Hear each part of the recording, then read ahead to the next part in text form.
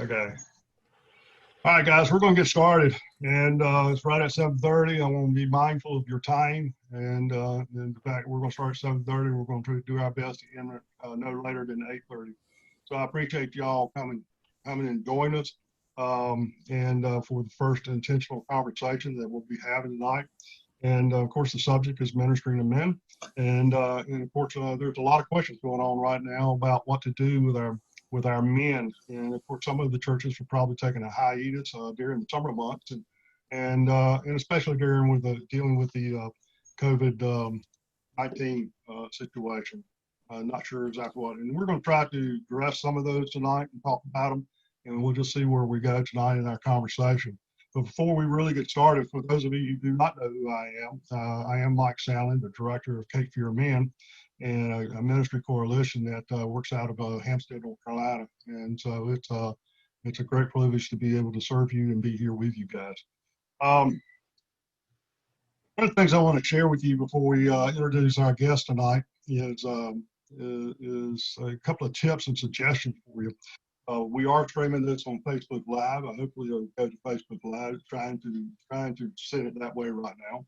And so if you got anybody out there you think might enjoy this, send them a text or drop them the email, whatever the case may be, and tell them to join us through Facebook. Hopefully this will come through, on Facebook. Those of you who are watching on Zoom, which I'm looking at you right now, I want to make sure that you ask you that you will keep your mics on mute, please, so we can cut down on background noise and things of that nature. And so if you've got a question you want to submit, there's a button down at the bottom. It says chat. You can click on that, and we will monitor that and see if you're coming through with any questions. We'll come through in that direction. Also, being on Zoom, if you're not familiar with it, if you can go up in the top right-hand corner of your screen, you'll see a section that says speaker view or maybe gallery view. If it says, if it comes up speaker view, you click on that and it will just show you who is speaking at that moment. So you don't have to try to find them on the screen, and they will be there. So I kind of encourage you to do that. In fact, that's where I'm going right now when I talk. So that's the thing too. And then also we are recording tonight. So there'll be a link to this on the Cape Fear Men website, capefearmen.net. In a few days, so you'll be able to go back and watch this again, and I hope you enjoy the night. So right now I want to welcome our guests, Chris Rondeaux and Kevin Gregory. How you guys doing?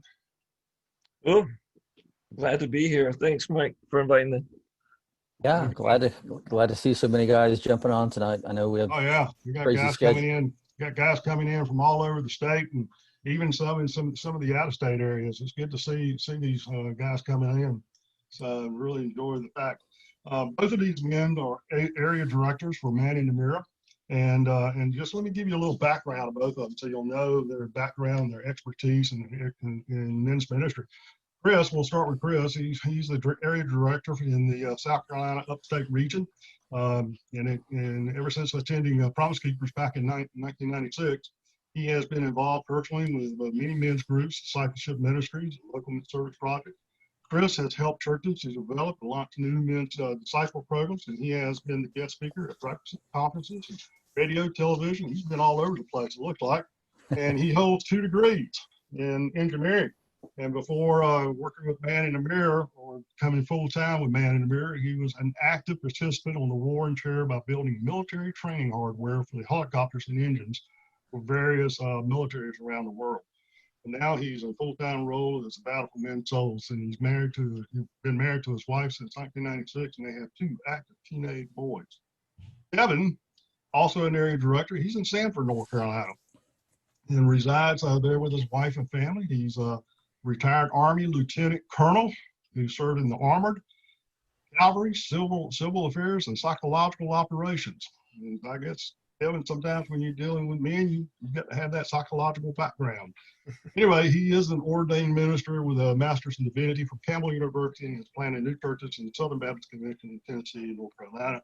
And in current focus is working with churches to assist them in getting men to engage in life on life discipleship. Guys, glad you're able to join us and be with us tonight. Thanks for having us, Mike. Appreciate it. Yep. Okay. Now, I've known these guys for a couple of years, or several years, actually. I said a couple of years. Actually, I've known them for several years as we've worked together on some projects in the past. And our latest one was, for those of you who may have attended, was the Iron Sharpens Iron National Equipping Conference at here in Wilmington back in March.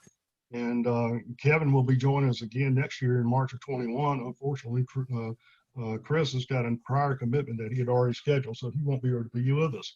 So we're going to get started here, and I'm going to throw their first question down there. But I tell you what I really want to do before we really get into the meat of the stuff tonight is I'd like to give Chris and Kevin an opportunity just to share why they have a passion to minister to men, and to help leaders to reach the men in their local churches and in their communities. So if you guys would, if you would share just a little bit about your heart and why you're doing all this, and I'm going to just throw it to Chris and let him start off first, if you don't mind.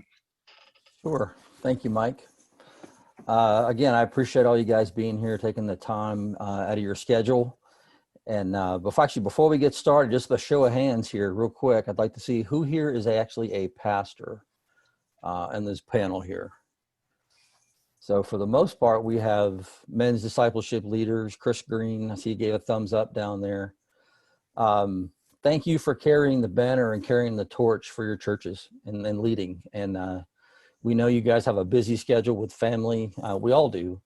But again, we just thank you for stepping up to God's call and leading a campus and trying to get everybody to walk closer with Christ. And Kevin and I are very proud to come alongside you and help you do that battle. So we're glad to be here. I got saved in 1991, and immediately after 2 months, I was paired up with 2 other guys in my college and career group. And, we were the 3 Musketeers for many, many years. And actually, I still have those relationships today. And then as time happens, life changes, we move on to different areas. And to each city that I've moved to, I've actually plugged in and gotten in a real close small men's group with 5 or 6 guys. And I know through those times, I was the strongest, or I felt like I was learning the most, and I was being prepared for that next stage. And that's kind of why I'm here, is because I am a product of one-on-one and small group discipleship. And I think that's what Christ modeled in the New Testament. And I think it's something that we as churches need to look at. Yes, preaching is great. Community groups are great. But when men can, quote unquote, to steal from a mentor and a common person between all of us, when we can get into a foxhole and share our deepest needs and struggles, be respected for what it is, but also be challenged to be better for Christ, I think that's a good mission for all of us to have. So that's why I'm here, is to help churches create that discipleship pathway for the men in their church through small groups. Okay. Thanks, Chris. Appreciate it. How about you, Kevin? Yeah, Mike, my start really actually came through the military. I joined the Army right out of my first year of college, believing fully that God had intended to use me in the military in some way, shape, or form. I really enjoyed my military service. I really enjoyed mentoring and training men, specifically for combat. I did, in 95, though, run into a group of guys that decided to meet in a small group. And it was my first exposure to Promise Keepers. And from that exposure to Promise Keepers, it changed my life. I realized that, while I enjoyed mentoring and training guys, the Promise Keepers group really taught me that, what I really needed was strong guys around me, strong Christian guys around me to support me, sustain me, encourage me, lift me up, pray for me, just be there for me when things got tough. I remember going to the field right shortly after that. And I'm an officer at this time. I'm a captain. I'm in the field with my guys, and a young corporal at the time sent me a note. He was in my small group. He sent me a note in the field, and basically the note said, "Hey, I know your time's tough out there. You're taking good care of your men. Just wanted to know that I'm praying for you, and hoping that that field trip goes well and that everybody comes back safe. And I tell you, that note I stuck in my Bible, I still have it to this day. I'm still in relationship to that guy to this day. And I'll never forget his caring just for me as a person, as an individual. And from that, I launched into doing ministry full time. When I moved to my next assignment in the military, I felt really strongly about doing Promise Keepers groups and that kind of stuff. And from that small group experience, it started off into a ministry. I went into ministry full time, trying to work with churches to help put a disciple making ministry in every church. That was the goal back then of the coalition of men's ministries, as you well know, Mike. And then from that, I got called back to the Army, finished my career, still believing in men's discipleship as a basis, started a few churches, and then recently got back into Man the Mirror full time. Well, starting off part time with Man the Mirror, first as a volunteer and now as a paid position, working to help pastors really to capture the idea of getting together with their guys and then doing life on life together, basically discipling. Yeah, man, appreciate you all sharing that, because it sounds like y'all got a lot of good life on life experience as it is, and bringing and pulling that in as you begin to mentor and share with other leaders, men's leaders, on how to lead men in their respective areas that the Lord has placed them in. One of the things I do want to share that I did not tell you guys earlier is, if you do have any questions, instead of I want you to go to the chat room, basically, and which is down at the bottom of your screen, and just click on chat there, and just type in your question there. And if we have time, we will address those questions the best we can. So that's the way I'd like for us to do that, if you do have any questions. But one of the things when I began working in men's ministry early on, I found out real quickly that it was hard work. And that, in fact, I've always said I thought that it's one of the hardest work ministries that you can do in the local church. And Pat Morley, in his some of his books, and he's written numerous books on ministry to men, but one of his statements he made in one of his latest books, The Christian Man, he makes the statement in chapter 2. He says, "There is no cookie cutter description of the Christian man." I wonder if one of you guys could share with us about what he's talking about, and even though he does describe that a little bit in his book, but if you could expand on that a little bit and just talk about what he is talking about when he says there is no cookie cutter description of a Christian man. Okay, I think I can tackle that one, Mike. Yes, I am an engineer with 2 degrees, so I'll be the one shooting out percentages and numbers all night, but I'll try to give you a good answer and be simple and short with those best I can. A cookie cutter. Now, we've all done men's events before. We all have dare I say, a population of men in our church. And we would love to have one event that would draw 100% of your men to come to it and reach them every time. But even when I look across the spectrum of folks here, this is the non-cookie cutter ministry I see. I see white, I see African American, I see older, I see younger, I see people with fishing hats on, I see people with no hats on, I see gray hair, I see no gray hair. I'm trying to get both of them here on the way out. But there's what I'm trying to say is there really is no one thing you can do to reach every man every time. So there's diversity in every activity that you do. It would be nice to be able to get 100% commitment and attendance all the time. And I kind of go back to an old adage my mom shared with me years ago. She said, "You can't please half the people all the time, nor can you please all of the people half the time."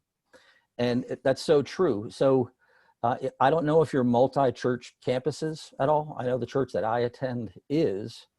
And, the 20-somethings will not participate in something that the 40-year-olds do. And the 60-year-olds will not participate in things that the younger men do. So you can't just do one thing. And that's where relationships come in. And, we've used this phrase before, but it starts with a cup of coffee. It starts building a relationship and understanding what each man needs. Henry Ford talked about, I'll sell you a car. You can buy any car as long as it's green, because that's what he was selling, was green Ford Model Ts and Model As. Then he added black. So you're going to have diverse people to reach, different stages of their Christian life, different stages of their married and parenting life, empty nesters, grandparents, or whatnot. But I do want to hinge on a foundation of what your ministry should consist of.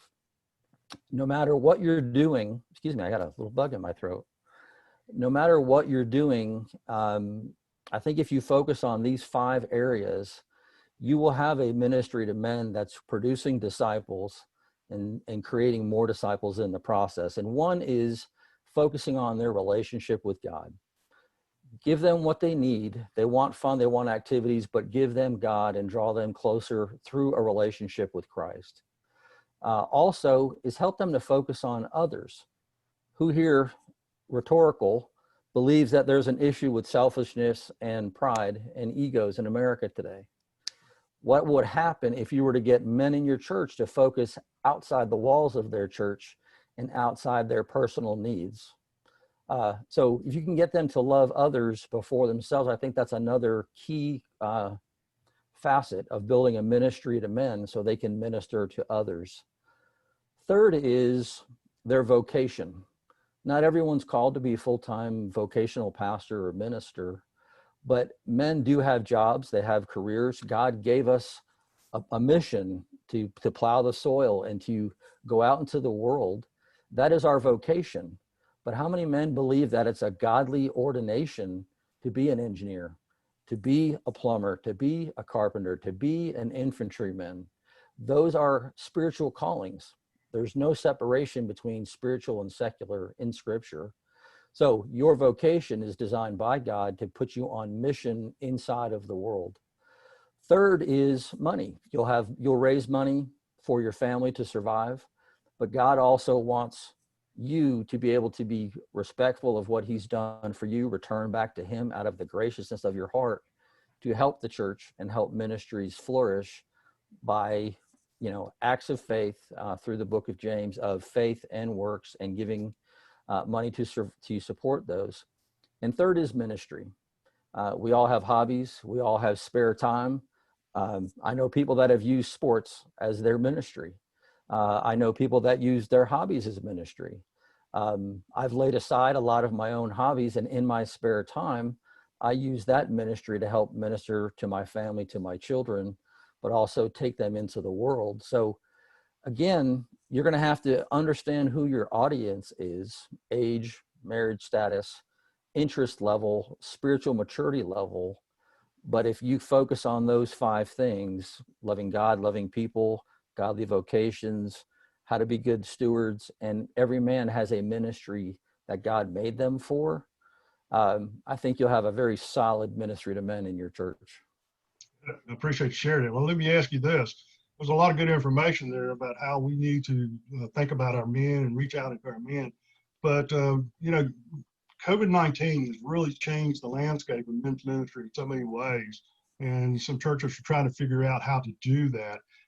Can one of you all speak towards that? How are some things that you're seeing that are different now with COVID-19 as far as reaching our men and doing things with our men that maybe new ideas, new ways to connect with them that we may not have been doing prior to COVID-19? Yeah, I'll speak to that. I think the biggest thing that we need to take advantage of is the technology. There's technology out here now that we can reach out and touch people, even though we can't be physically in front of them. This is a perfect example. What we're doing tonight is a perfect example of a technology that I've seen used very effectively to reaching out and touching guys. There are other ways. I mean, yeah, you have some limitation on meeting in person, but there are some means effective for meeting. I've seen guys gather out in a big, huge field. They're separated. they're 6 foot, they're wearing the mask, they're doing all that kind of stuff, but they're still having an opportunity to teach and minister and to work with each other. I've seen that happen. I myself personally, yeah, I went into the same thing like everybody else did, immediately shut down, everything closed off. And I'm thinking, okay, what the heck do I do to reach out to the guys that I'm, been meeting with every week? And how does that work? Um, it was initially phone calls and text messages.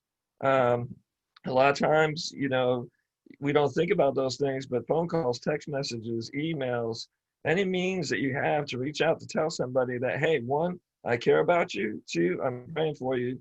Three, you're going through the same thing I'm going through.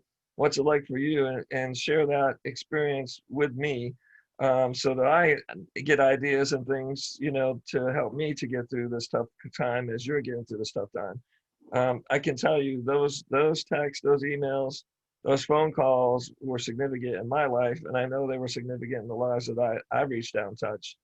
And it's so simple to do. I think we take those things for granted, but in reality, they're not. I mean, they're available. They're a tool for us to use, and can be used very effectively. Eventually, we got into doing Zoom. I got to the idea about 6 weeks ago now, 7 weeks ago, that I had my group in '95 that I told you about the Promise Keepers group, and I had those guys, and I was still in touch with them through Facebook and other means. I had email addresses, and then I had a group that I've been working with here in Sanford that we've been touching base with through Facebook and other means. And then I had a group in Athens, Tennessee, when I was stationed in Tennessee. And so I just decided, hey, you know what? I'm just going to invest in Zoom. So I signed up for Zoom so that I can have the whole free time, whatever. And I'm going to reach out and touch these guys, and we're going to all come together on Sunday mornings early, and just start talking with each other and communicating and see where that goes. And I tell you what, it turned into a big deal. All these guys are across the country now. I'm communicating with them through Zoom. We're going through the Christian Man book. It's really been a really, really neat experience. That's an example. I've seen other churches, they're actually doing mission projects. They're going out and feeding the community. They get fully suited up, gloves, masks, and they're taking food out to the community, and they're being involved in some of the outreach that goes on in the community. They got schools that are feeding children. I've got a lot of guys that got jumped on the bandwagon and said, hey, we can go out there and help and be a part of that. We've got families that have needs, and a lot of our churches, while we're shut down, some of our churches can still go out and meet the needs of some of those families, and some of those families need things that are big, wheelchair ramps, decks destroyed. I mean, we had a group here up in one of my local churches that took it upon themselves to get a project to get this dangerous deck taken off this house so that it could be rebuilt. And so they, with the last 2 weeks, have been taking their group out, again, mask and gloves, watching social distancing. They still have been able to do it in shifts. They set one team to do one piece of it and another team to do another piece of it, and it's worked out effectively. So during the time of COVID, yeah, it's tough. You can't meet in big groups. We understand all that, but the effort needs to be there to reach out and tell guys, one, hey, we still care about you. You're still a part of the church and the ministry of the church. And we want you to know that we care about you and you're part of the ministry of the church. And we're going to reach out and touch you in some positive way. Whatever means works for you, whether it's phone, email, letter, whatever it is, we want to reach out and let you know, hey, we care about you. We love you. And we want to make sure that you're growing in your spiritual walk with the Lord, and that everything is going to work out. In the end, we're going to get back together, and however that looks in the future, we've got a plan to come out of this in a strong way. Hey, thanks, Gavin. I appreciate you sharing that. And I can't help but think of myself. I got a group that I meet with once a week, and we've been meeting for a couple of years now. And of course, when all this stop gathering thing took place right at the beginning back in March, we were kind of wondering what to do, and none of us were familiar with Zoom. And so we all did a fast, quick learning on Zoom, and now we do our meetings once a week on Zoom, and we really enjoy that. So I encourage you guys to do that. I don't think most of us probably didn't even know Zoom existed until March of this year. And it is a great tool for us to use and utilize it, just like we're doing tonight. I appreciate you sharing that in that area. Mike, Well, let me add, you don't mind if go I add, ahead. let me add Go real ahead. quick to that. I've got several churches that I've worked with, and they started off with Zoom. They really did, and it started out strong. And if your life is like some of mine, you're probably a little bit zoomed out, aren't you? If you've been through 2 or 3 or 4, I mean, it met a need, and it's done well. But now that we're launching from it or coming out of it, again, a simple 2 or 3 question questionnaire. I know you've done those, Mike, to your men, to saying, hey, who's ready to get face to face? Oh yeah. Because we're finding that men they're closed in. We want to be outside. We want to be hanging out on tailgates. And this kind of seems funny, and I mean no disrespect by it, but my discipleship pastor at my church wanted to keep meeting with all of us disciple leaders. He wanted to do it in the bounds of COVID. And he basically said he would put an email out and say, who wants to do a popo lunch today? I got 4 spots available. And we're like, well, what's a popo lunch? And he said, do you ever see 2 cops sitting in a parking lot at a drugstore talking in their cars, a parking space apart? He said, so that's how he continued his discipleship with us, was popo lunches. So we'd each hit Zaxby's and meet in the back corner of the parking lot and have a lunch like that, or have a cup of coffee. One church I have, they started meeting on their monthly Bible study, which went to Zoom for the first 3 months, but guys are now wanting to get out. And it was pretty cool because they sent me a picture where they had 16 men that came live. They came live to their church, and they all sat outside 6 feet apart underneath the awning where they get dropped off. And 3 guys, they wanted to go out for a Saturday morning ride on their Harleys. So they pulled their Harleys up. So they sat on their Harleys while they had their Bible study. And on top of that, they actually had the laptop, just like we all have, sitting in front of the speaker. So the guys who weren't comfortable meeting yet were able to watch at home. And I say that this, try to be creative and see where your guys and what they're comfortable with. And again, operate inside the bounds of the limitations that, the rules are allowing to use without exceeding those. What I'm hearing you guys say is just use your imagination a little bit to figure out some things that you can do differently. Go outside the box in your thinking a little bit of opportunities that you might be able to do to connect the guys that we've been so used to coming together with them and in meeting rooms, so to speak. And now we got to look and think of different ways to reconnect with these guys and stay connected with it. And I think a lot of that's good ideas, good stuff. And the other Got thing, a question? before you go, Mike, I was going to address this one question about church leaders can't push the envelope at meeting right now, and many of them are the men's leaders, and that may be true because of the restrictions. You may have you can't do big groups, but what we found very effective is the small groups, just like Chris said. I mean, you can meet 2-on-2, you can meet 1-on-1. It just depends on, again, the comfort level that you want to make sure that the guys that you're meeting with are comfortable in doing that meeting. But there are ways that you can do it, and there are ways that you can work it out. You just got to think outside the box, like we've been talking about, and just pick out what methods work for you. I know a brother-in-law of mine, he's got a boat. He's got one guy on one end of the boat and he on the other end of the boat, and that's their meeting, and that's where they go out and do it. And they end up going fishing, and then they come back in. There can't be any better isolation than that. The boat is, a good number of feet long, and the 2 of them have good fellowship, good time, and you can do that in couple boats if you wanted to. I mean, there's several different ways that you can work it out, and it's just a matter of, to your imagination, what you want to do and how you can do it. Good. We got a question that's come through that we're talking about connecting with men and dealing with men and how you do that. And this actually comes from a military guy. So I'm not sure which one of you is going to feel the need to answer this, but I got a feeling I know which one could. And but basically he was asking, what's the effective way to reach men when you've moved to a new duty station and you're moving into a new city or state? How do you deal with that? I'm going to throw that your way, Kevin, since you're a retired lieutenant colonel. I appreciate that. I think the most I'll caveat this with the most exciting thing for me was moving from Germany, where I had all the Promise Keepers, Protestant men of the chapel, all this group of guys, and ended up in Athens, Tennessee. In Athens, Tennessee, it was not a military duty station. It was an active duty assignment to a National Guard unit. So I was totally out of my element. So after, I don't know how many years, about 12 years, I think it was, of being totally immersed in the military community, I'm now in a civilian community. And my first thought in my head is, I need to find a church, and I need to find these, guys that are meeting in this church, and where can I go to find that? So the first thing to me, my recommendation was what I did was pray. And then where I saw God working, I just joined him in that. And it just so happened that through this prayer, I ended up at a First Baptist Church of Athens, Tennessee.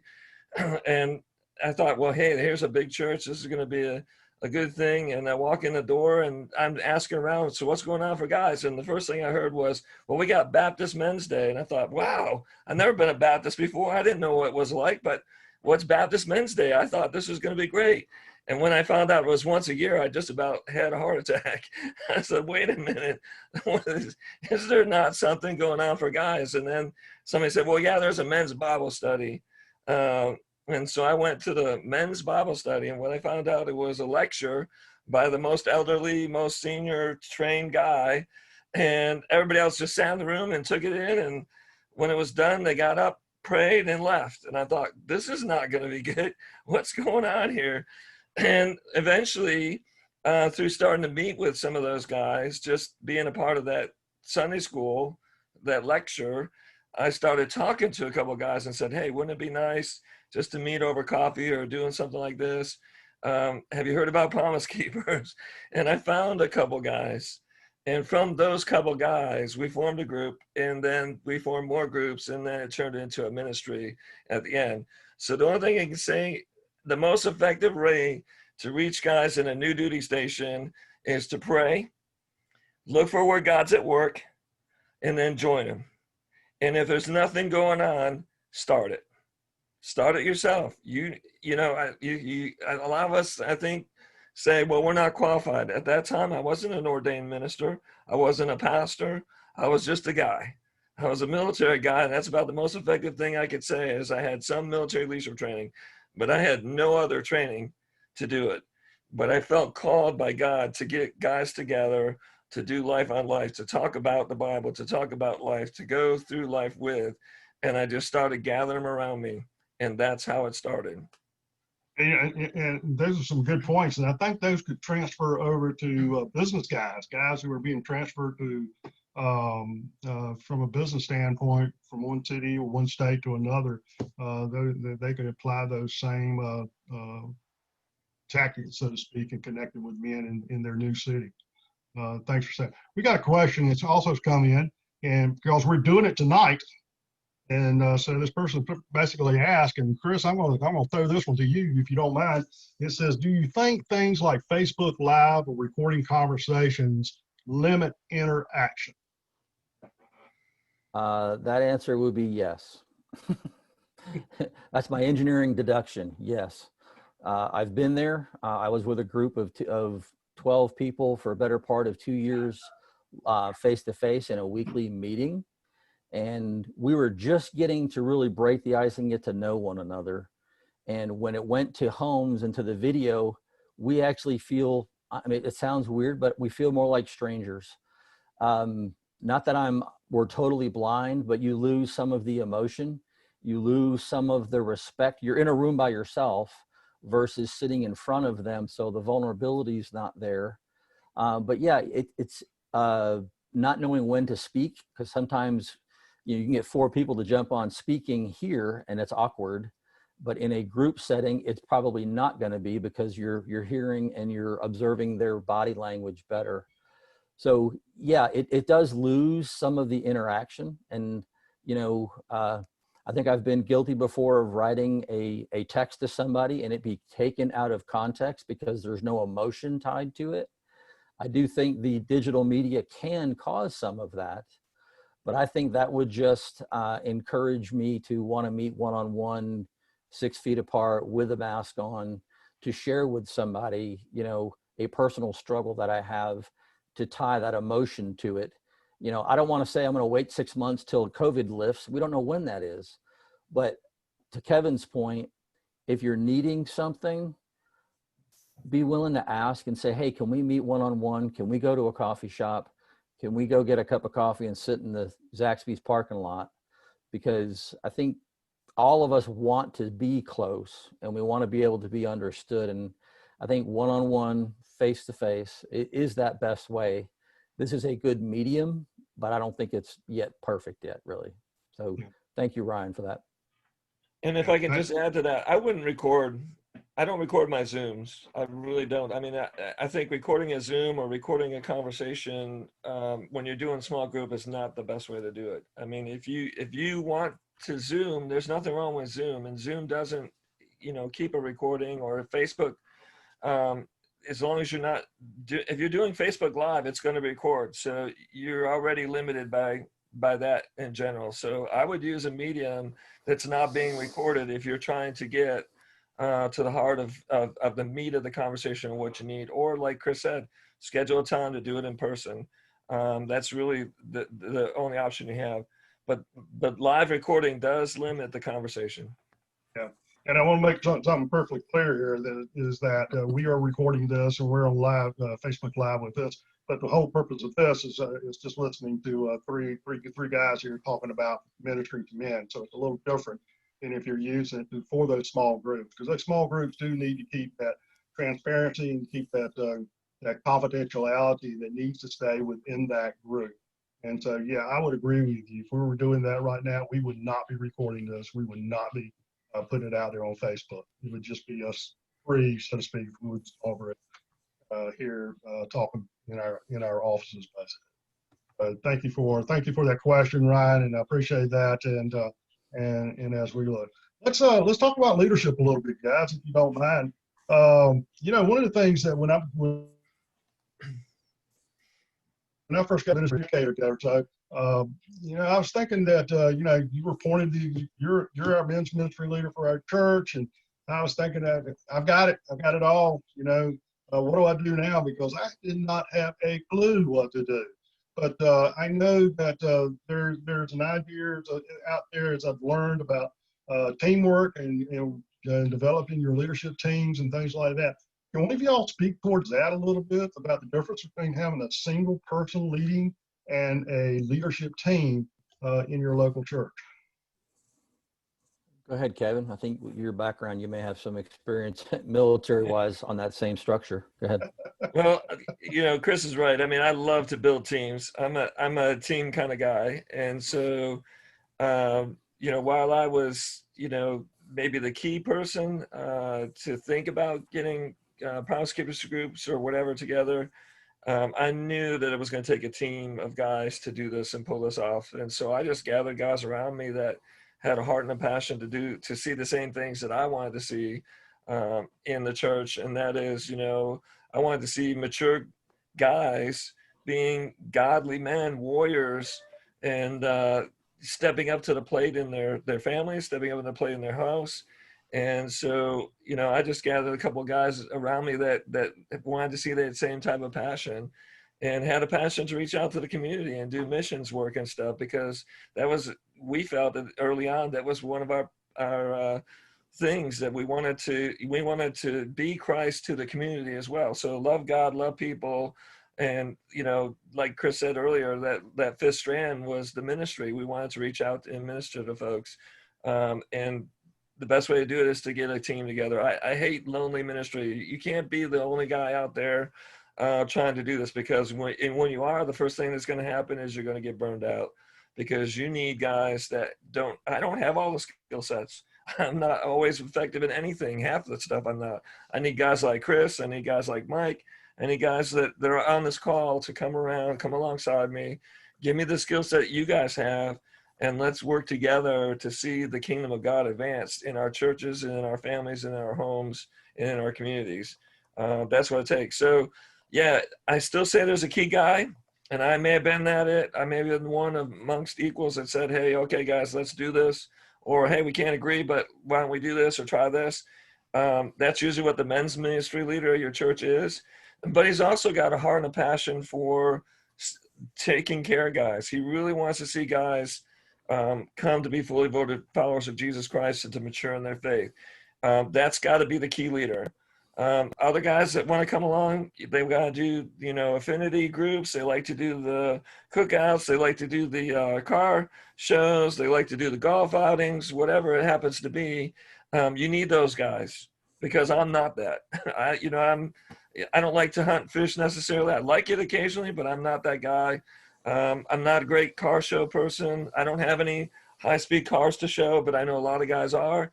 I mean, there's a lot of different talents and people that you need to put on the team to make it effective in your church, because there's so many different guys, as Chris so eloquently pointed out earlier, that you're trying to reach. You have a diversified church. You already have a diversified ministry. You just don't know it. But you got enough diversity within the context of wherever you're meeting. You got those guys. You just need to reach out, bring them in, say, hey, let's do this together. We want to make a team and form this and make it happen. Amen. I appreciate you sharing that and helping us understand that. I know from my own personal experience that as I began to understand the concept of having a team leadership in men's ministry, as I began to tap men on shoulders and ask them if they come alongside of me, and they did, those relationships has continued. Even though I haven't been the leader of the men in my local church for quite a few years now, those men that I tapped on the shoulder, they're still walking alongside me, helping me in this ministry now in so many ways. And so you build those relationships to work with each other, and you never know where God may take you. So we truly encourage you to develop that team relationship by all means. I know one of the things I want you to speak to this a little bit. We're talking about leadership, we're talking about men's ministry and developing those relationships. A number of years ago, when I was leading a church, I had a man come up who was visiting the church, and he said, "How do I join the men's ministry of your church? How do I join the men's ministry here at this church?" And of course, I gave him an answer, but I'd like to hear you guys. I'd like to hear what you would say to a guy like that. Get uncomfortable. Be willing to step out there and put yourself at risk. Seriously. You're similar to what Kevin was saying, back about leadership team or moving to a new area. But if you need something, ask for it. Years ago, when I went through men's fraternity, my first time through, when I was actually a student in the program, and I knew I had a father wound. I had a mentor problem. I didn't have a mentor. I had peers in the group, but not a mentor. There was a gentleman that I saw in the church on a regular basis almost every time I was in the door. And I'm like, this guy must have things going right, because he's there Sunday twice. He's there Wednesday. He's there doing mission trips and stuff. I'm like, he's got his walk with Christ right. And I walked up to him, and he didn't know me from Adam's house cat, to use an old proverb, right? I said, "You don't know me? My name is Chris. I think your name is Tom, right?" And he says, "Yeah." And I said, "I'm looking for an older gentleman to mentor me. Would you do that?" And he said, "Honestly, I don't know how to do that, but let's get together and see what God can do with it." Long story short, that was his first opportunity. He has spoken in front of a church of 2,000 people on raising godly children now that he's at a retirement age. So to say that, you are taking a risk to put your emotions and feelings out there to say, I need help with something, and I'm looking for somebody to help me. I.e., I would go to a pastor, obviously, someone who you see leading in the church. And I learned this one last week, and I really like it from somebody I saw on another video. If you see somebody with a humble spirit, whether at work, maybe at the gym, or in your Sunday school group, that person is probably living the way Christ wants him to. So I would reach out to those humble few, maybe instead of the proud few, and say, "Hey, I'm having some struggles. I'm looking for a men's group. What can I do?" There's another, actually, I want to jump back on Kevin's question a minute ago on the leadership team. What would that leadership team look like? You want people around you, but who is your mission field? Who are you trying to reach? If you're trying to reach 20 somethings, I would recommend you have a 20 something person on your leadership team, or else you're not going to know how to reach them. If you're trying to do inner city ministries, I think you need to find somebody who came from inner city, who's been brought to faith, so he can help you know what they're receiving and how they're receiving you. So when you have that one leader, which is great, he's that champion, he's corralling the troops. But, you know, in No Man Left Behind, with the 5 types of men, you have the lost, the cultural, the biblical, the disciple maker, and the hurting. You know, we all have a story, we all have a testimony. So I think we can share our testimony and somebody will respond to it and understand it. But if you're trying to reach a certain genre or age group or marital status, make sure you have guys around the leader who can understand where that mission focus is aimed at. And I call it mission inside the walls as well as outside the walls. Mike, I have a little bit basic answer to that is, how do you join the men's ministry? It's the fact that you have a ministry to men in every church. Every church does. They just don't know it. But the bottom line is, all they have to do to join the men's ministry is to reach and touch out to another guy, just like Chris said. Reach out to another person. If you're the guy that's the mature one and you want to find somebody to come alongside you, reach out, take the step of faith, reach out to a younger guy and spend time with him, be authentic, and build a relationship. That's what you're trying to do. Just show that you care and that you really are interested in their spiritual well-being. That's the bottom line. That's how it gets started. I noticed we got a couple of questions, Mike. I don't know whether you want to go to those or. Yeah, and I do want to ask you or Chris. Somebody asked what was the name of that book. I'm not sure which book you were talking about. If you could respond through chat with that, I'd appreciate that. But I'm going to throw this out here too, that we had somebody that asked a question about a healthy time frame to do discipleship with men in small discipleship groups. You know, where we talk about months, weeks, and what's not realistic. If one of y'all could speak through that, I'd appreciate it. I can touch to that. Yeah, go ahead. I think the issue here is we have an example of discipleship through Jesus Christ. He spent 3 years with the 12. I mean, literally. You can say, well, that's a long time, or that's a huge commitment, or all those kinds of things. But it's not a huge commitment if you take it in bite-sized chunks. And what I mean by that is, you know, we've done a lot at Man in the Mirror to determine what issues men will face in their lifetime. And we have some basic things that we really feel like guys, if they got a hold of some basic things to start out with, and that's kind of the focus of a small group, is to get them to see that. We start out with a main event, get them to create a value of what would be a value for them to draw them to the main event. From the main event, break them down into small groups, get them into a discipleship small group where they're learning something about what it is that Christ has for them. And then they'll start on that process and that journey. And then eventually we like to take it in what we call 4 to 6 week chunks. Don't give them too much. Don't say you're going to be committed for the 3 years. But I'm just telling you, when it's all said and done, when you start doing these 4 to 6 week chunks, you're going to look back and realize, you know, I've been in small groups since '95. I've had 3 separate ones of them, but now I got them all together in one, and we're still moving forward. And so 95 to here is 15 years. And the relationships keep going and they get better and better all the time. So don't worry about the long term. Focus on the short term. Focus on what's immediate. And then do it in bite-sized chunks, and you'll find that it'll go real well. Okay, Favor, appreciate you answering that. We're coming up. We're about 10 more minutes in the call tonight, and I wanted to give you all guys a little bit of time to talk about some things.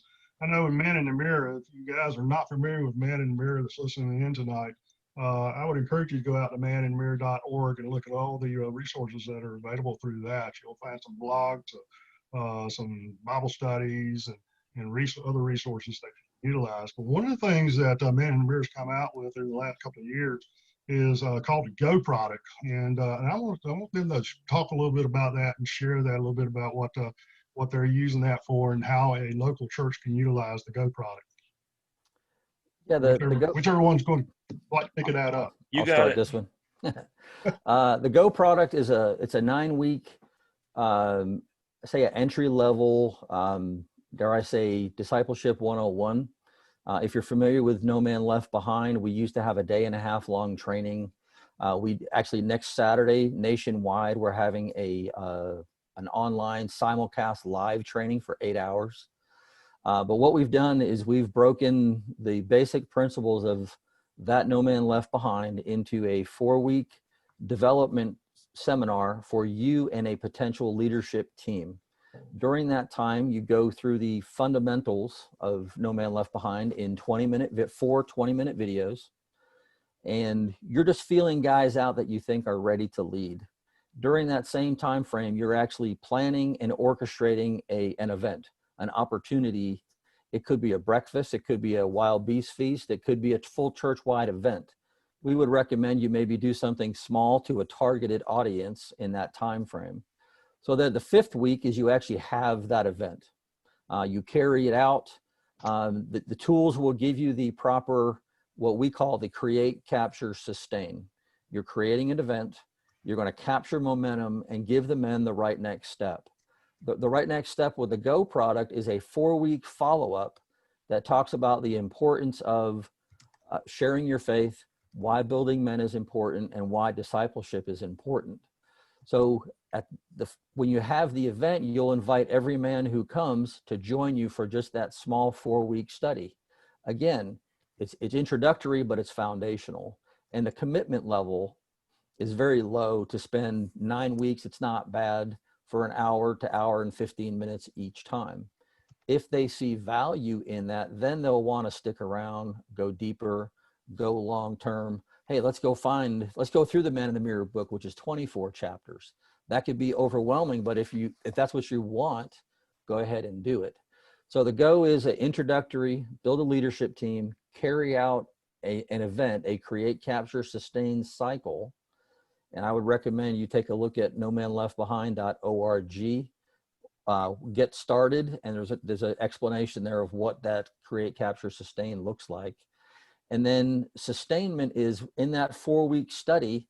I can guarantee you that your men will gel with the topics that are being discussed, and they'll start finding friendships and say, hey, Mike, you were talking about on-ramps.